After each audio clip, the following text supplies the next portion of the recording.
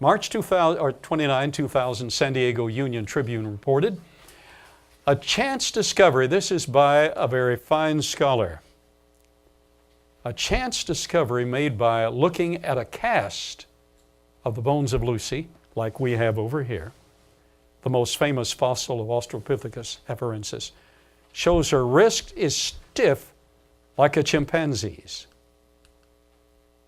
The markedly curved proximal phalanges, bones of the fingers, indicate adaptation for sensory and climbing activities which require powerful grasping abilities.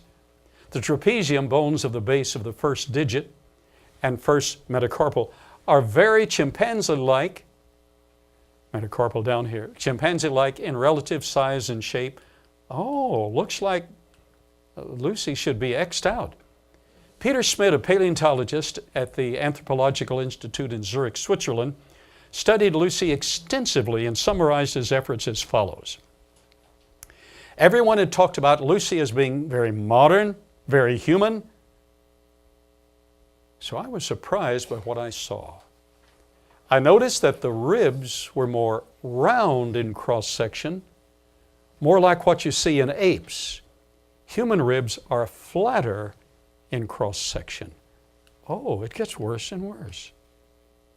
But the shape of the rib cage itself was the biggest surprise of all, he said. The human rib cage is barrel-shaped. And I just couldn't get Lucy's ribs to fit that kind of shape. But I could get them to make a conical-shaped rib cage like what you see in apes. Okay. Dr. David Minton, my personal friend, in fact, I had the joy of introducing David Minton to the creation movement in St. Louis, Missouri, provided this following information. He's an anatomist, credentialed anatomist, University of Washington University at St. Louis. And now he's with AIG. On the left, of course, is the ape or Australopithecine. On the right, the human skull. They're entirely different. There's an afarensis skull, not Lucy's. There wasn't that much found of her. Notice her pensive gaze and her human eyes and her human hands and her human arms. This length, not the long length she really had. Notice her legs are relatively long. Her legs were very short. But the human-like features, the trunk, the breast, the genitalia, arms and hands, legs and feet, posture and gait, the pensive gaze, and the finger bones are straight like ours. They're straight in between, not curved like that. The whole hand is clearly human-like. They make that a human hand that she has. So I was there. I saw this. I flew to St. Louis. I'd read about it. I needed to see. I lived in St. Louis for long years before that.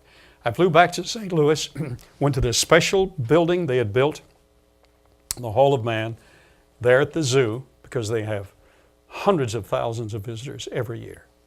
Near the entrance, this brand new facility. I went inside, and for a moment, I was the only person there. I was gazing at Lucy, and a young family came in. Father, mother, a young son, in about the 4th grade. They were milling around. He went over to Lucy and he said, "Dad, what's this?" His father walked over and said, "Son, that's what our ancestors looked like."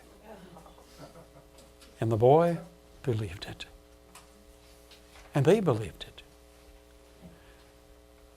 My travel expenses were paid by TBN some years ago when the new display at the $50 million Hall of Man, Hall of Mammals at the Smithsonian was opened.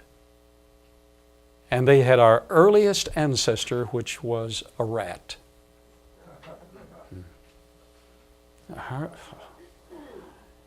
And they had an explanation, and then they had a little bronze. That's Elroy, that little bronze, about that high, so kids could see it, and in bold letters. This is your great, great, great, great distant ancestor.